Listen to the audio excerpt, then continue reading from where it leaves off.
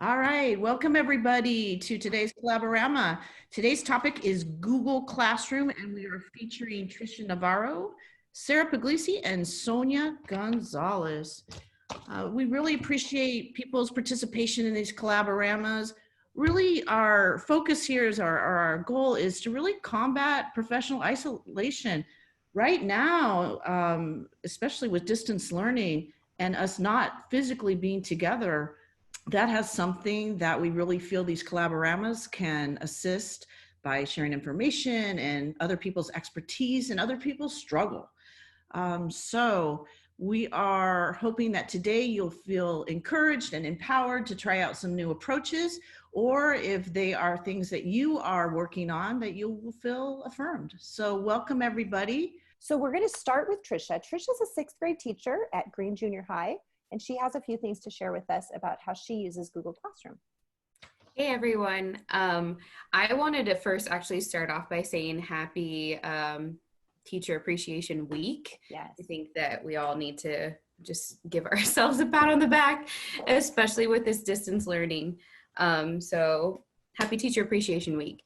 I've been teaching at Green for 4 years, and I have used Google Classroom periodically. It's not something that I was like really set on using, and I think now distance learning has really allowed me to like experience and explore the features that it has, and I'm actually really grateful for that. And I think that all of this has just been like a real labor of love.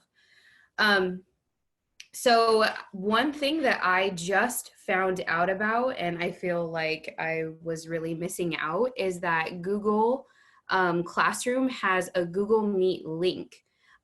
Before I found out about this link, I was creating a calendar event every single time I wanted to invite my students to a Google Meet. And I was typing in their emails, and it was super tedious. And I was watching a YouTube video from like from a teacher vlogger, and she had showed this feature, and I'm like, holy cow, it's a game changer. So if you go onto settings, there's a little section here that says Meet. All you have to do is click that toggle button, and you can toggle it on. One thing that Liz taught me is that you can leave the Meet link on at all times and just leave it there, and it'll always be there, and students are not able to join unless you, the teacher, are there, which is really cool. And I didn't know that before. So what I was doing was I was turning it on and off on the days that I had a meeting, which you can do, but it saves time to just leave it on.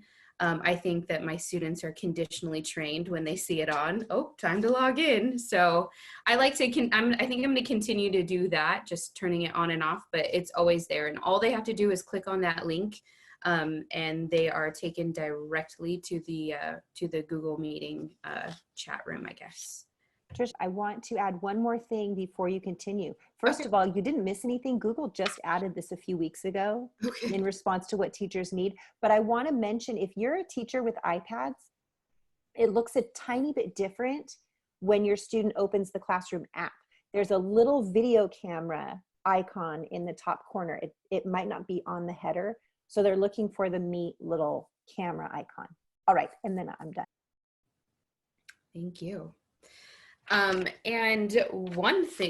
another thing that I'm super grateful about is how organized Google Classroom allows you to be. And I didn't find this feature out again until I was like able to explore and creating assignments and putting these assignments up for everybody to use. For a while, I was just throwing the assignments up and not categorizing them by topic. So you can categorize any topic that you want. You can have the topics be math. They can be subjects. They can be periods. They can be days of the week. And you can throw all of your assignments up there. So when you create your assignment, down at the bottom, it says choose a topic. And so all you would have to do is just select a topic. You have to create these topics in the beginning, and then from there, it's just a quick drop-down menu that allows you to select whatever topic you would want. It really keeps the organization just seamless. And I think that that's really important with this distance learning, is just having this organization tool. So that goes with this next part. And this next part is kind of a Google Slides plug. So what I do every day is I have a singular post on Google Classroom. And it has all of the information. I will update it weekly with our meeting times and dates. And then I have a single Google Slides presentation with our daily schedule. So I started off with the first couple slides being like important distance learning information. So all of my contact information, the days and times of office hours, and my expectations for completing assignments. And I also had, I put the tech link in there. If students have problems with tech, they just click on the link and it'll take them directly to the tech form. And so that was the first couple of slides that I have, and students are able to access the same presentation every single day. I just keep adding 2 slides to it every day. So I start off after these, after the information, the important information, I go into the daily slides, and I always start off with the day of the week, and then followed by their classroom checklist assignments. It is just a really awesome central location for students to find information. I type on here, like, go back to our Google Classroom, locate the math assignment under math, and it just makes it really seamless.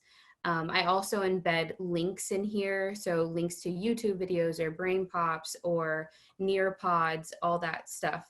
It's just all here. So all they have to do is just come to our Google Slides, our daily Google Slides, and it's there. I have color coded it by week. So this first week that you're looking at is green, week 2 is yellow, this week is orange. And so it just, again, makes it really easy for students to decipher which information is which. And I really like having students have the option to go back to like the previous week's assignments and stuff. So I'm recording myself reading and reading our novel, and students are able to go back to last week's reading and listen to it. And I think that having that is just really awesome. So Google Classroom is just a great place for a central location for all information. Google Slides allows you to customize everything. I know that a lot of people are using a checklist, and so I just really like the flexibility that Google Slides has to offer. So yeah. Okay, so we have a question for you. The question is, have you been able to stick to what you would normally teach if the kids were physically present using Google Classroom? Yes, I have been. And in fact, I'm not reinventing the wheel, but I guess I have been. So for example, like we're learning about ancient Egypt, and I was creating Google Slides specifically for ancient Egypt. And the slides that I'm using now, I'm actually really excited about because I will be able to use them within the classroom. And I feel like once I'm back in the classroom, it'll be even better. So yes, I have been able to continue what we were learning before. We're in the middle of reading the novel I Am Malala, and so I'm recording myself and we're completing the activities that I would normally do. I do have to say it's a little bit modified, but yeah, I have been able to. Thank you. And thank you so much. It was wonderful. Thank you. We are going to move on. And this is our first TK teacher presenting. So we're so excited about this because A lot of teachers are just now starting in the primary grades to discover Google Classroom. So it was hard to find someone who was already up and running. So we're really grateful to Sarah for agreeing to present how she's using Google Classroom with her transitional kindergarten students. And I'm also a member of this Google Classroom, so I can vouch that it's a really great place to be. So Sarah, take it away. Hey, hi everybody. I got on here and I'm more disorganized than anybody you will ever know. So one thing that I did in choosing Google Classroom is I sort of floundered around. I checked in on Seesaw, I talked to some people, this kind of thing. I was wanting to stop individual texting to all of my parents. I was just receiving hundreds of them a day with questions about packets and what they were doing. So since I had packets already made when we went out for upcoming weeks, that part was easy for me. But I knew that I needed a format to be able to sort of talk to my class and talk to my parents, and making little videos in chat was just getting to be kind of awkward and weird. So like everybody, I started to think, well, I need a format. So I had made my lesson plans, decided I was going to send the plan to the parent. This is sort of a sample, which I know is very hard to see. And I realized that there just needed to be more communicating, almost looking for a Twitter like interacting place. And my husband said, use Google Classroom, you'll probably love it. And I was completely resistant. And then I opened it up and learned a little bit about it. And it is, obviously, if I'm doing it this quickly, remarkably easy. I went and I made assignments and put the first week. I just thought, okay, we've done 2 weeks of packets. I've got to send something with this. So I put up the lesson plan. What I wanted them doing at home had a lot of links and suggestions about what to do. It was very close to what I do in a regular week. And then I added this Google Classroom piece, invited administrators, different people to watch in case I would need their help or need to know a little bit more about what I was doing. And then I asked the parents and the children to make a self-portrait. And so very low expectation. Guess what I found out? In TK and kinder, because I have some kinder kids, most people had no idea they had a student Google account. And that's kind of on me. I gave them paperwork on it, but they had never seen it, didn't know how to do it. So if you are in TK or kinder and you are going to use this format, the first step, the hurdle to get over is making sure everybody goes through their email account to the Google Classroom. And no matter how you say that, that is very hard for some people. I, in fact, met some parents in my classroom, had them come one at a time and just showed them how to do that. So that was maybe you could say that was the one hurdle. And then I created a place there, as you can see by this slide, even though I did take a picture of the background on my computer, sorry about that, that I'm assigning the work the work for the week here and saying, hey, here's what's coming up in the upcoming week.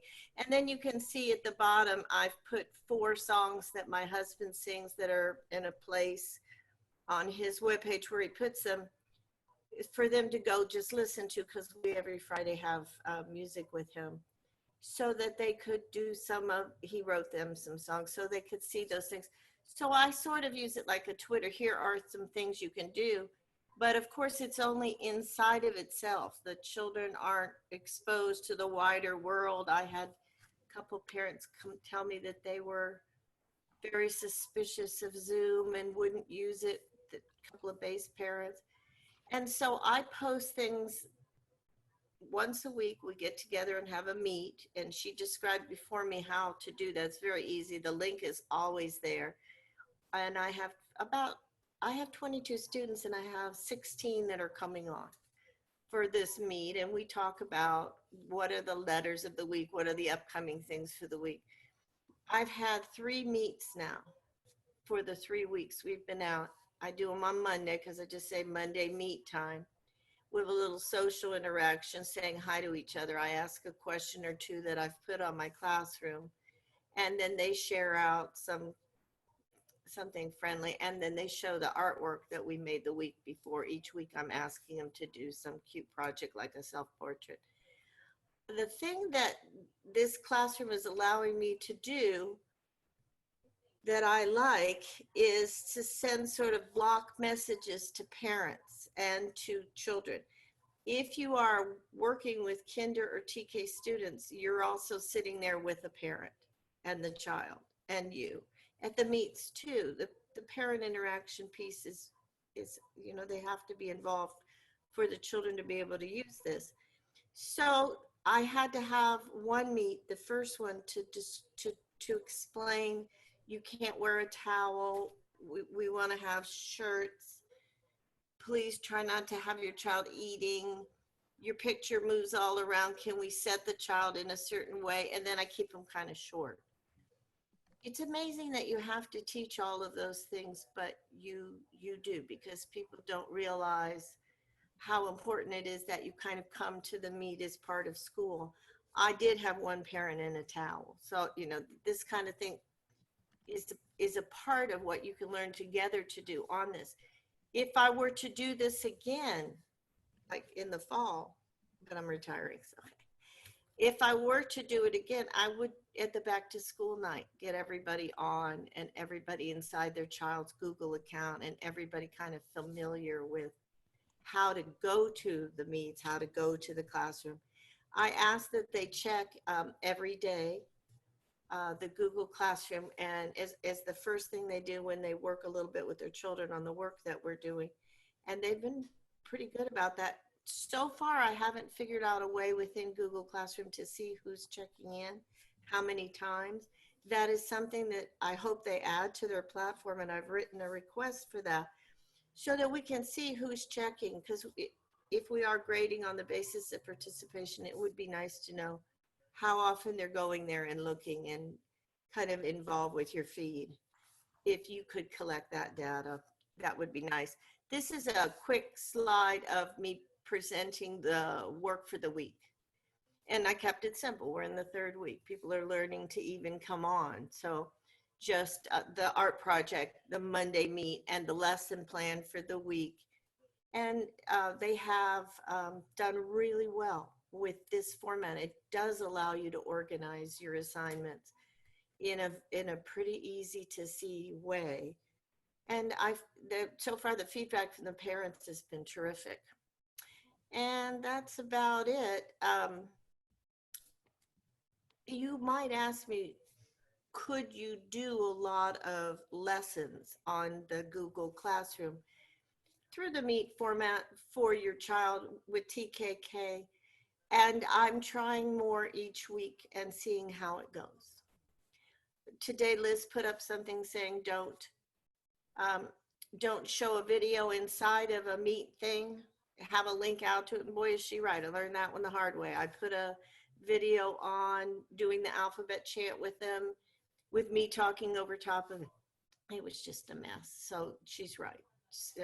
You know, send links beforehand, go on the Meet. Everybody's already seen it. Much better way to go. It is easy to use.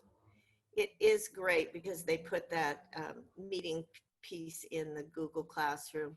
And it is just one piece of the technology that you need to do distance learning. It's just for me, it's an organizational thing to use with parents. So we know what we're doing and they can go back and I can put something like how to go on Starfall and they can find it and, you know, find information that they need.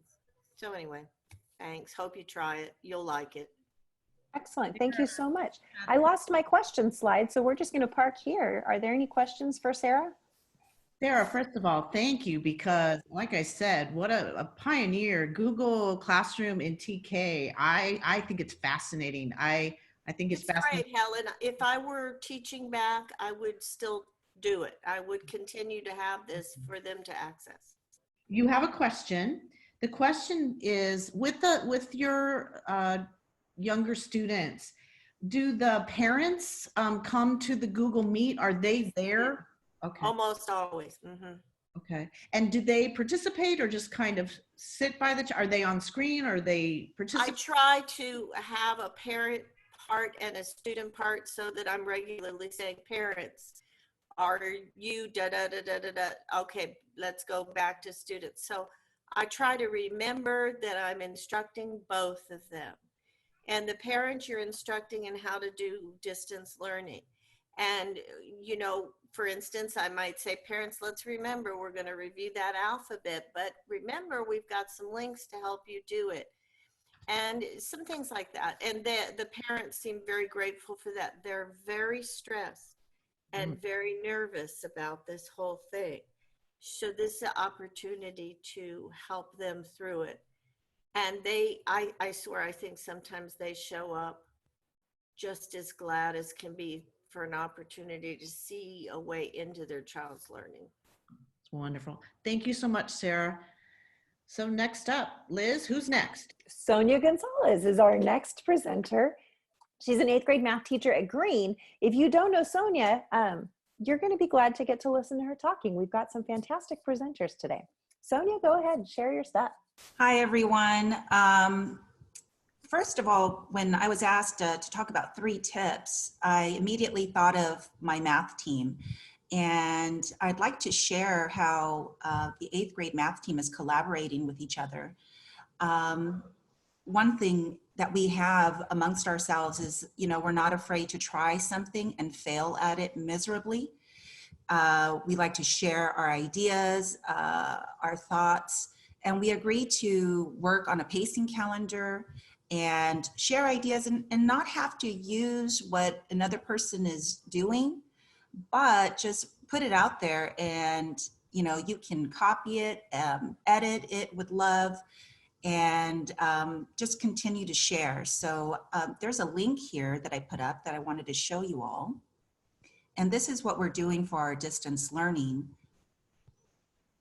And you can see that there's Debbie, America, and I, and we have it in terms of weeks. And, you know, if you look at it, one of us is doing a Kahoot game, another person is, you know, doing a Desmos activity, another person is, you know, doing a Google slide, but it's all on the same content. And, you know, we share these games, we share these lessons. So I wanted to share this with all of you because I think it's really important that we work as a team and, you know, not try to do this all by ourselves.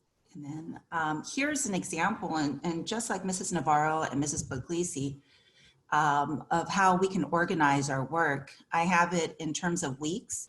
So here's week 1, week 2, and then week 3. And what I try to do for every week is have at least 2 games. And I try to do quizzes game or a Kahoot game, something to review, what they're learning. I think we all agreed as a team that we don't want to overload our students with too much work. So if we do give an assignment, it will be 5 to 6 problems. The next day will be a quick Kahoot game to see if you understood it. The next day will be another type of game, like a quizzes game, or a Desmos activity, which is more of an exploratory activity. And then here's an example of the honors class, same idea. So they're given games, Desmos activities, and Google Slides. Idea number 2 are different types of apps that you can use. Desmos, you can use it to explore, to look at graphs, to complete tables, and have students explain their thinking. They can see other students' responses. And what I do is I give the Desmos activity one day, and then the next day I will record myself on a Screencastify video, and I'll talk about some great mistakes or how some students figured out how to solve the problem and another person did it differently. There's Flipgrid. Flipgrid I just absolutely love because students can just do a quick video, explain, describe steps, and then take a selfie. And the children love watching each other's videos. And Kahoot is a great app where you can play a game and review. And I just recently saw that they have a lot of preschool, pre-kinder type of Flipgrid games that you can use. It's great in math. And Screencastify, there's a meme out that says, you know, that was just poking fun of how teachers are now YouTubers, and Screencastify is a great tool to record yourself. The kids can see what's on your screen and see your face, and you can help them understand the lesson. And I just think that the kids really need to see you and see what's going on. And then there's like a little clip, Google slide, and here's an example. We don't have to play it all, but here's something that what I do. And so here's Google slide. The next slide will be, well, how would you solve this type of problem? In the next slide, we would talk about steps. And then in the next slide would be me explaining to the students how to put those steps into action. And then here's another problem.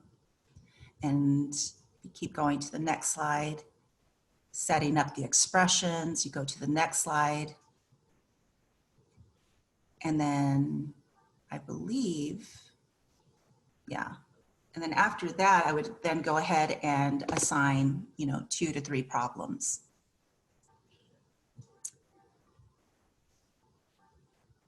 Flipgrid, I wanted to show you some examples of how my students use Flipgrid. If you go to the first link, you can see, and Liz, you can pick any one. Okay.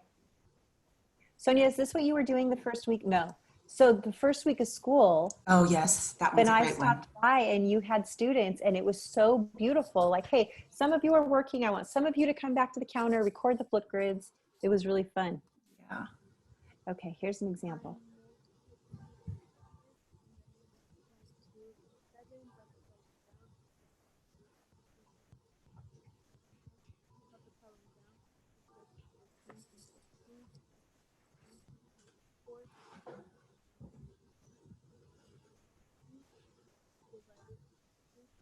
And you can stop it there. So some of my students are really shy and they don't want to show themselves and talk about how to solve a problem. And that's okay. I tell them you don't have to show your face when you're explaining a problem.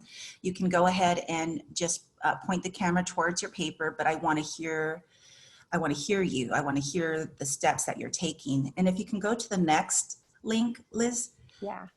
That one, I put out the first week of our distance learning, and it just was a litmus test, you know, to kind of tell me where my kids are at. And if you click on Anya, oh, it was just so sweet to hear her say how much she misses school.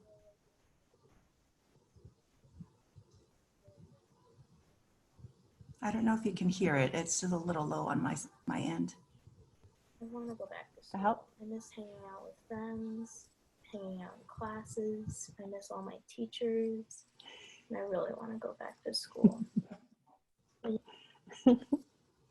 And so you can use Flipgrid not only for the subject that you're teaching, but you could also just put it out there and say, you know, hey, I just want to hear from you. I missed you guys, you know, or, you know, just give me some feedback. Where are you? How are you guys doing? How are you feeling? And if you notice in the classroom, not everyone put a Flipgrid up, and that was okay.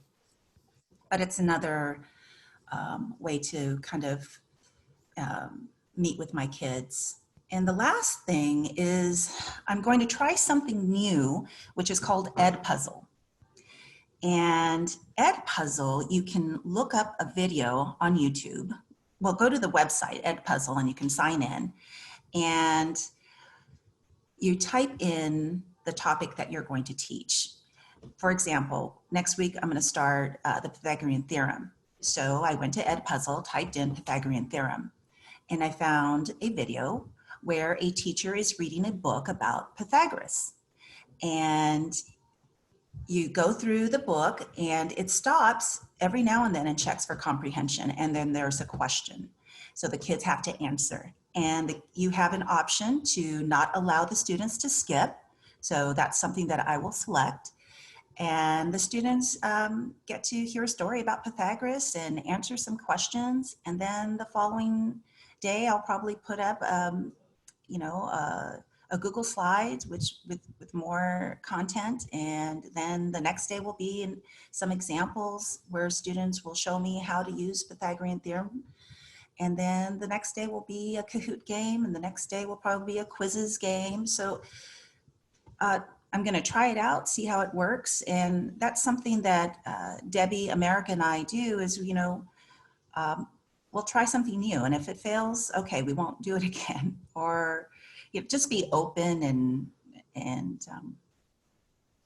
not be afraid to take any risks. So those were the 3 ideas. And I bet, Sonia, with your ability to deal with, was that effective, was that not effective, having students reflect is probably part of that process for you guys too, asking your students, did this help you learn?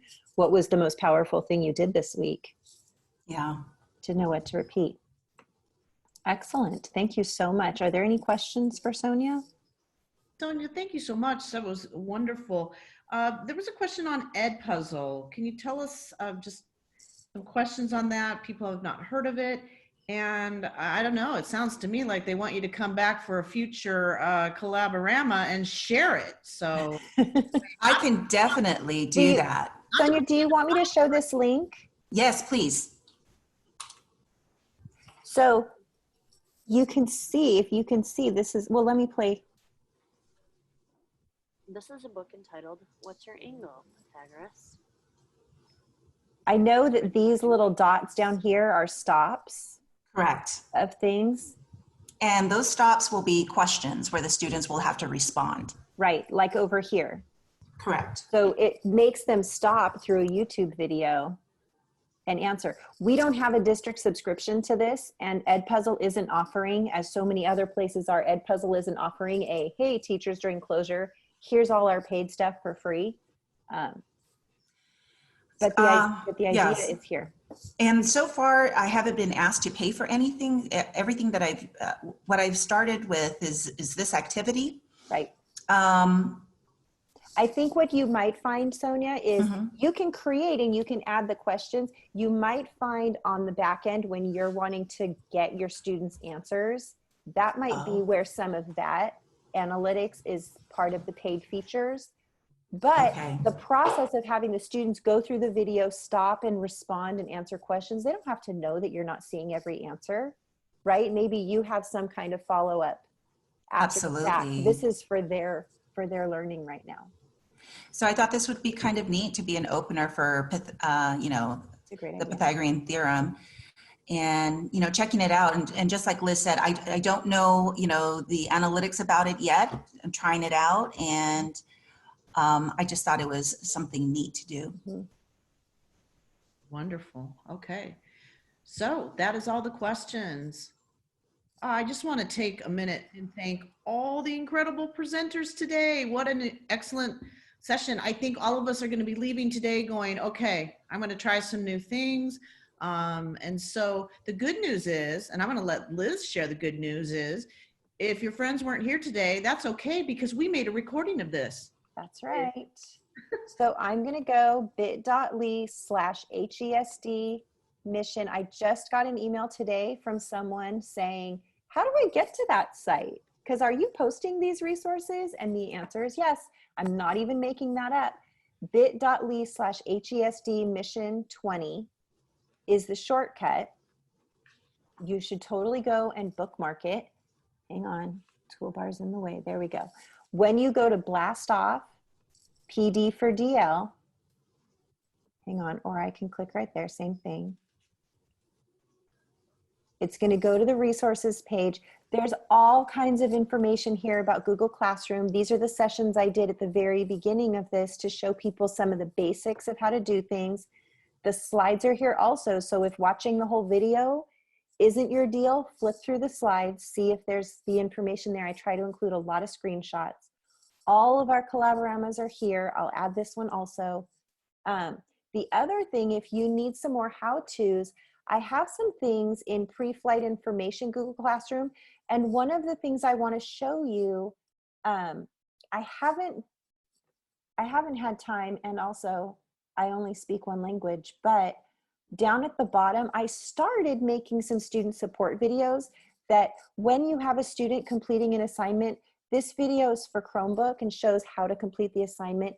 I really want to make some time to build these out so that you have those videos to send to students. I'm hearing a lot of students are turning in blank Google Docs for the assignment and calling it done. I don't know if that's the internet being funny or if that's actually a problem. I don't hear it from whiny me people saying, what should I do? Maybe it's a problem you guys know how to solve.